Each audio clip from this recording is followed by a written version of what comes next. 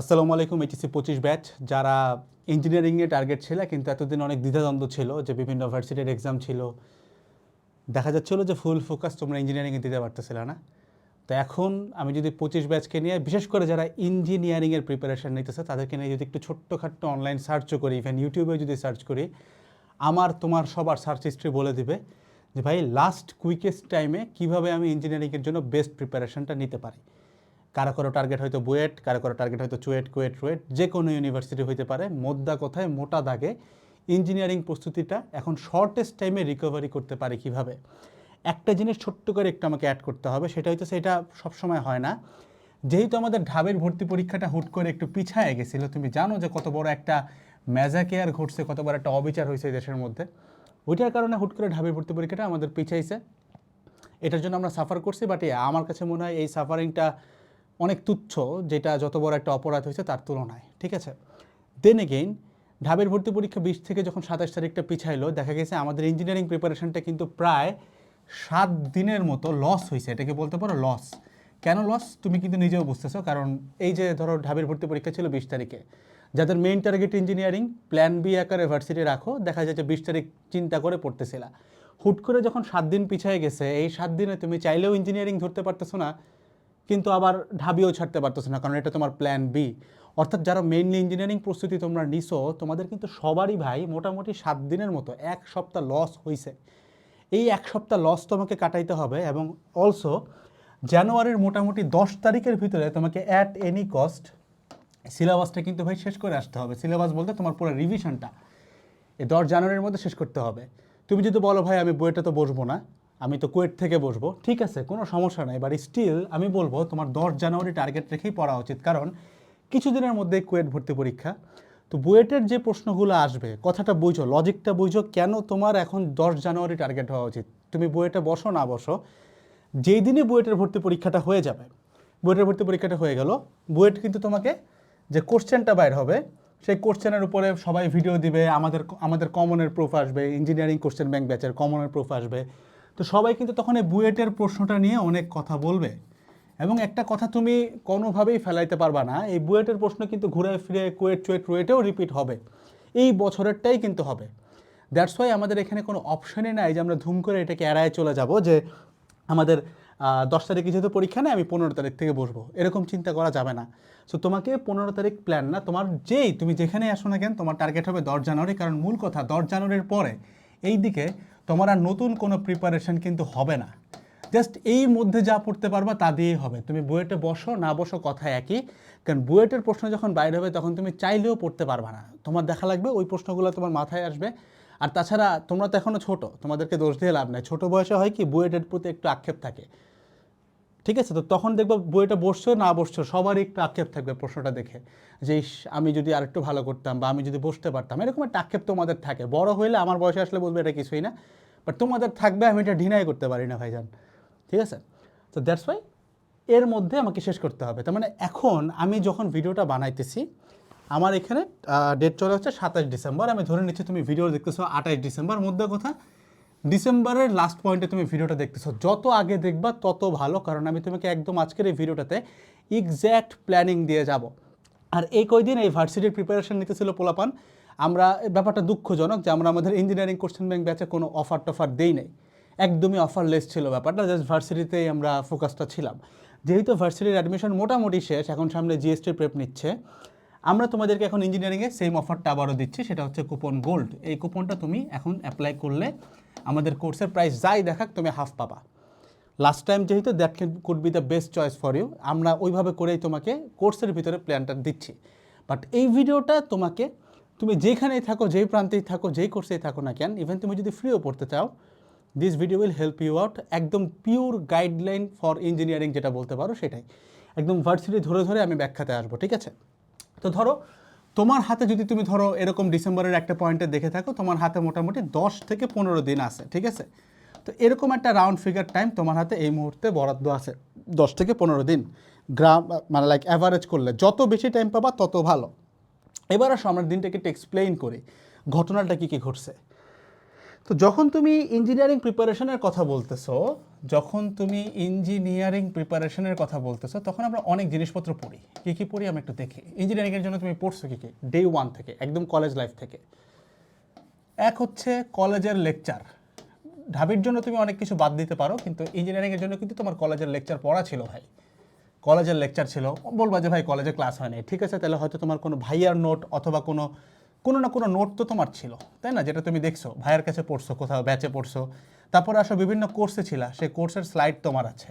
এটা হচ্ছে তোমার একাডেমিক লাইফে যা যা পড়ে আসছো মোটামুটি, ঠিক আছে, গেল। তুমি যেখানেই থাকো না কেন এগুলো তোমার হবেই, এটা তুমি দেখছোই। যখন তুমি অ্যাডমিশনে আসলা তখন তোমার কাছে যেসব বই আছে তার মধ্যে হয়তো তুমি পড়ছো কনসেপ্ট বুক, যেইখানেই থাকো না কেন পড়ার কথা কনসেপ্ট বুক।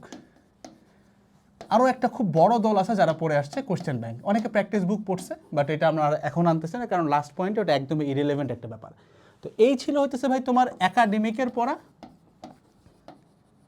আর এই হইতেছে তোমার ভাই অ্যাডমিশনের পড়া, ঠিক আছে। এখন এই 10-15 দিনে তোমাকে সবার আগে চিন্তা করতে হবে যে ভাই আমি কোন কোন জিনিস এখন পড়বো। কারণ তুমি দেখো, চাইলেও এতগুলো জিনিস পড়া সম্ভব না, খালি এতগুলো বাদ দাও, তুমি একটা সেগমেন্টও যদি তুমি ধরো পুরাটা কিন্তু পড়া ভাই শেষ করে আসতে পারবা না। So you have to plan যে এমন একটা জিনিস ধরবো যেটাতে আমার হেল্প হয়। তুমি বুঝতেই পারতেছো এখন সব অনলাইনে যে কোনো ভাইয়া বলবে তোমাকে কোশ্চেন ব্যাংকটা দেখতে, বাট আমি নিজে কোশ্চেন ব্যাংকটা সব থেকে বেশি মনে হয় প্রমোট করি। বাট আমি তোমাকে এখানে কিছু কথা বলে রাখি, ইঞ্জিনিয়ারিংয়ে কোশ্চেন ব্যাংক পারতে হলে তোমার ছোটোখাটো বেসিকের দরকার পড়ে। ব্যক্তিগত অভিজ্ঞতা থেকে বলি, তুমি জানো যে আমাদের কোশ্চেন ব্যাংক ব্যাচগুলোর পার ক্লাস ডিউরেশন থেকে 1 ঘন্টা, 1 ঘন্টায় আমরা একটা চ্যাপ্টার গুছাই দিই। বাট 1 ঘন্টা ডিউরেশনের ভিতরেও আমরা একটা কাজ করি। কাজটা কি? তোমাদের প্রত্যেকের ওয়েবসাইটের প্যানেলে দেখবা ফাউন্ডেশন ক্লাস বলে একটা জিনিস অ্যাড করা আছে। ফাউন্ডেশন ক্লাসটা কি জানো? ক্লাসটা হচ্ছে, মনে করো তুমি এই যে এতগুলা বেসিক পড়ছো, বুঝো এই যে এতগুলা বেসিক যে পড়ছিলে, এই যে এখানে যা যা পড়ছো, একাডেমিকে যা যা পড়ছো এবং অ্যাডমিশনে যে তুমি কনসেপ্ট বুক পড়ছো, এই দুইটার একটা সামেশন কইরা তুমি যদি একটা অ্যাভারেজ করে কম্প্যাক্ট একটা নোট বানাইতে চাও, মানে একদম শর্টেস্ট পসিবল টাইমে তুমি এটা মাথায় ঢুকাইতে চাও, সেটা হচ্ছে ফাউন্ডেশন ক্লাস। ডিউরেশন দেখলেই বুঝবা। ফাউন্ডেশন ক্লাসে স্থির তড়িৎ ক্লাসের ডিউরেশন হচ্ছে 3.5 আওয়ার্স, ঠিক আছে। চলতড়িৎ 3.5 আওয়ার্সের মতো। ফিজিক্সেরটা খালি বলতেছি। তুমি যদি ম্যাথসে চলে যাও, ম্যাথসে কণিকের ডিউরেশন হচ্ছে 5 আওয়ার্সের মতো, বৃত্তের ডিউরেশন হচ্ছে 4 ঘন্টার মতো। এখন নিউটনের মেকানিক্স 4 ঘন্টা, এরকম মিলাই ঝিলায়, মানে অ্যাভারেজ টাইমটা তুমি যদি এখন যে কোনো ক্লাস অনলাইনে ফ্রি বা পেইড চিন্তা করো, তার অ্যাটলিস্ট 10 ভাগের 1 ভাগ, এতটা ছোট। এটার বিশেষত্বই এটা, ফাউন্ডেশন কম্প্যাক্ট ক্লাসের বিশেষত্বই এটা, যেটা সব থেকে বেশি কম্প্যাক্ট। এখন আমরা আমাদের ক্লাসগুলোতে এই পুরা জিনিস তোমাকে বলি না যে দেখে আসো, কি করি বলি তোমাকে 1 ঘন্টার ক্লাসের বিভিন্ন পোর্শনে আমি বলি যে ভাই এখানে তো আমি সরল দোলক নিয়ে পড়াচ্ছি, পাহাড়ের উচ্চতায় সলভ করে দেখাইলাম। তো আমার ফাউন্ডেশন ক্লাসে আমি জাস্ট 10 মিনিট টাইম নিছি, 10 মিনিট টাইমে আমি নিজে তোমাকে বুঝাই দিছি সরল দোলক পাহাড়ে গেলে কি হইতেছে, যদি সরল দোলকের দৈর্ঘ্য বেড়ে যায় তাহলে দৈর্ঘ্যটা কতটুকু চেঞ্জ করলে আগের মতো টাইম দিতে পারে, অর্থাৎ যত ভেরিয়েশন আছে আমি ফাউন্ডেশন ক্লাসে দেখাই। তো তখন আমি ক্লাসের মধ্যেই বলতেছি, বা আমার টিচার তোমাকে ক্লাসের মধ্যে বলতেছে ভাই ফাউন্ডেশন ক্লাস থেকে এতটুকু দেখে আসো। এই জিনিসটার গুরুত্ব হচ্ছে ফাউন্ডেশন ক্লাস। তো যারা যারা ব্যাচে আসো তারা তো সরাসরি এটার অ্যাক্সেস করতে পারতেছো, পুরো ক্লাস দেখতে হবে না, জাস্ট যে টপিকটা, যে ডিউরেশনটা টিচার তোমাকে বলে দিচ্ছে কোশ্চেন ব্যাংক সলভিং ক্লাসে, ওই টপিকটা তুমি ওয়েবসাইট থেকে ফাউন্ডেশনে দেখে নেবা।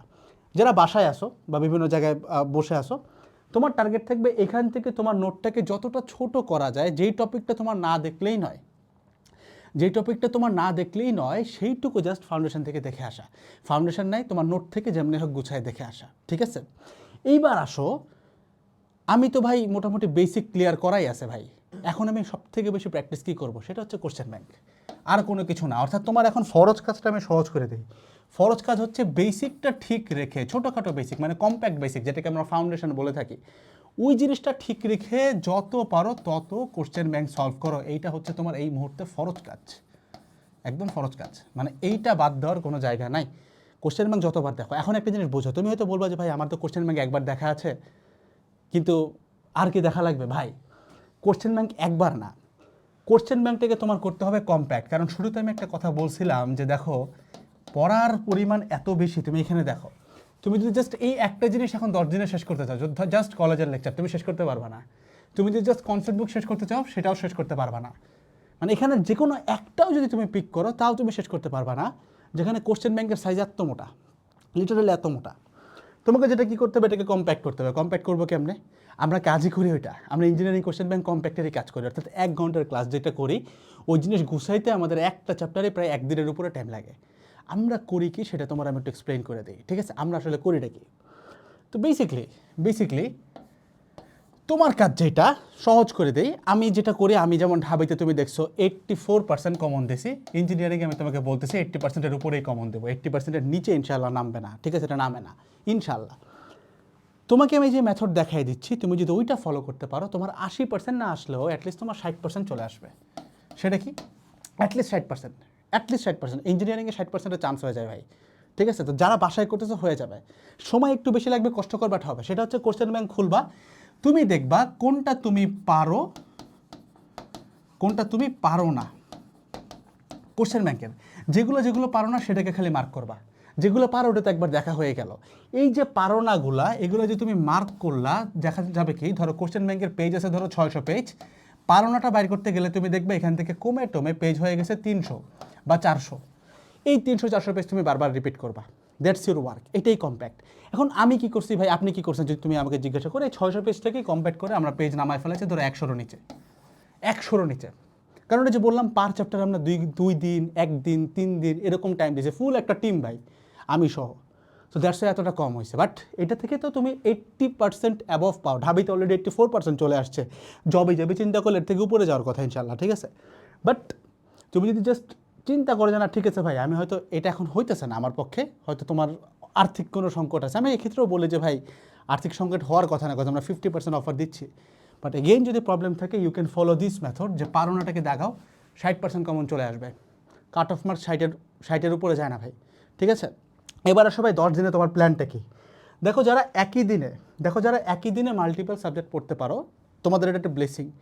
তারা মাল্টিপল সাবজেক্ট পড়তেছে, ধরে নাও তুমি মাল্টিপল সাবজেক্ট পড়তে পারো না, এই ক্ষেত্রে মাথায় রাখবা সবার আগে পড়া শুরু করতে হবে ফিজিক্স, তারপরে পড়বা ম্যাথ, তারপরে পড়বা কেমিস্ট্রি, আর ইংলিশ তো সাবজেক্ট, সপ্তাহে 1 দিন দেখলেই হয়ে গেছে। যেসব ভার্সিটিতে ইংলিশ আছে। দেখো কেন এটা করছি, কারণ দেখো তুমি কেমিস্ট্রি সবথেকে বেশি ভুলো, তো তুমি যদি এখনই কেমিস্ট্রি পড়ো, তাহলে পরীক্ষার আগে আবারও কেমিস্ট্রিটা ভুলে যাবা। দ্যাটস ওয়াই কেমিস্ট্রিটা যত পরে পড়বা, তোমার এক্সাম ডেটের তত আগে পড়া হবে, ঠিক আছে? একদম ইমিডিয়েট, তাহলে ভুলার চান্স কম। ফিজিক্স বুঝলে সহজে মানুষ ভুলে না, তবে ম্যাথে কিছু স্টেপ ভুলে যাও। দ্যাটস ওয়াই ম্যাথ আরেকটু পরে, সবার আগে ফিজিক্স পড়বা। এটা হচ্ছে তোমার 10 দিন 15 দিন হাতে যেরকম টাইম আছে ওইটাকে ডিভিশন করতে হবে, ঠিক আছে? এটা গেল। পার ডে ভাগটা কেমন হবে, অর্থাৎ প্রতিদিন তুমি কীরকম পড়বা। দেখো যখনই পড়ো না কেন, তুমি নিজের বায়োলজিক্যাল ক্লক থেকে তুমি জানো, ক্লক সম্পর্কে তুমি জানো। এখন চাইলেই তুমি যদি রাতে পড়ার লোক হয়ে থাকো, ধুম করে সকালে উঠতে পারবে না, সকালে পড়ার লোক ধুম করে রাতে পড়বে না। এখন যেরকম আসো সেরকমই তুমি পড়তেছো, নামাজ কালামটা অবভিয়াসলি পড়তে হবে। তার সাথে if you want add something to hit, জিনিসটা হচ্ছে এরকম, ডেইলি তোমার সবথেকে বেশি ফোকাস টাইম যেটা, সেই টাইমেই তোমাকে দেখতে হবে হচ্ছে কোশ্চেন ব্যাংকটা। সবথেকে বেশি ফোকাস যে টাইমে, সেই টাইমে তোমাকে কোশ্চেন ব্যাংকটা দেখতে হবে, অথবা কোশ্চেন ব্যাংকটাকে কম্প্যাক্ট করতে হবে, ঠিক আছে? একটু নন ফোকাস টাইম, কীরকম টাইমগুলো থাকে নন ফোকাস, ধরো বিকালের দিকে, দুপুরের দিকে, সবাই কথাবার্তা বলতেছে, বাসায় সবাই যাক না, এরকম টাইমে তুমি দেখবে হচ্ছে বেসিকের ব্যাপার স্যাপার, যেখানে ঘাটতি আছে ওইগুলো একটু দেখে ফেলবা। কেন ভাই? উল্টা হওয়ার কথা না? না ভাই, উল্টা হয়, পুরো অ্যাডমিশন সিজনে এটা উল্টা হয়। কিন্তু লাস্ট টাইমে আসা তোমার মেইন কাজ হলো কোশ্চেন ব্যাংক, অর্থাৎ পারা জিনিস বারবার দেখা যাচ্ছে, লাস্ট টাইম এটা বারবার দেখতে হয়, ঠিক আছে? এবার আসলে এক্সাম ডেটগুলো নিয়ে একটু বলে ফেলি। এক্সাম ডেট যেরকম পড়ছে, 28 তারিখের পরে 10 জানুয়ারি, 15 জানুয়ারি, 17 জানুয়ারি। 15 জানুয়ারি হচ্ছে কুয়েট, 17 জানুয়ারি হচ্ছে চুয়েট, আর 22 জানুয়ারি হচ্ছে রুয়েট। সো এইখানে খুব একটা বলে লাভ না, যদিও আমরা ভার্সিটি ওয়াইজ গাইডলাইন দেবো, তবে একটা জিনিস বলে রাখি, আমাদের সার্ভিস কিন্তু সবার জন্যই। অর্থাৎ ইঞ্জিনিয়ারিং কম্প্যাক্ট ব্যাচ যেটা, ওটার ভিতরে কিন্তু বুয়েট, কুয়েট, চুয়েট, রুয়েট, সাথে বুটেক্সও আমরা ব্যাকআপ দিই। অর্থাৎ এখান থেকে যা আসবে তাই হবে, যা পড়াচ্ছে তাই হবে। সো তোমরা ওই অনুযায়ী পড়তে থাকো ভাই, সমস্যা নেই। তবে হ্যাঁ, আমি এতটুকু কথা দিচ্ছি তোমাকে, তুমি কুয়েটের জন্য সেপারেট গাইডলাইন ভিডিও পাবা, চুয়েটের জন্য সেপারেট গাইডলাইন ভিডিও পাবা, রুয়েটের জন্য পাবা, বুটেক্সের জন্য পাবা, এবং আমাদের কমনের ভিডিওগুলো প্রত্যেকটার জন্যই হবে। আমি জাস্ট তোমাকে একটা জিনিস বলি, আমাদের পুরা টিমের এই পরিমাণ কলিজা আছে যে আমরা বলতে পারি বুয়েটের দিন পরীক্ষাটা জাস্ট তোমরা পরীক্ষা দিয়ে আসবা, এক স্টুডেন্টের কাছ থেকে পরীক্ষার প্রশ্ন যা যা মনে আছে, কিংবা উদ্ভাস থেকেও তো পোস্ট করে, কুয়েটের প্রশ্নে আমরা কমন তোমাকে দেখাবো, প্রতি সিজনে করি। কুয়েটে দেখাইছে লাস্ট সিজনে 95% ভাই, বুঝো কিন্তু এই লেভেলে কমন ছিল, যদিও কুয়েটের প্রশ্ন একটু সহজ ছিল আসবার, বাট আমরা 1 ঘন্টার ক্লাস থেকে কমন দেখাইছি। তো তোমরাও সেমটা পাবা। আমি জাস্ট একটা জিনিস চাই, যে আমি চাই না যে ওই প্রমাণের ভিডিওটা দেখার পরে তোমার কাছে মনে হয় যে ভাই ইস আগে যদি দেখতাম। আমি চাই তুমি এখন থেকেই জিনিসটা কম্প্যাক্ট করে পড়ো। That's all about it. তবে হ্যাঁ, প্রত্যেকটা ভার্সিটির জন্য আমার সেপারেট গাইডলাইন ভিডিও থাকবে। That's all about the whole video. দেখা হচ্ছে নেক্সট ভিডিওগুলোতে। সবাই ভালো থাকবা। আসসালামু আলাইকুম সবাইকে, টাটা।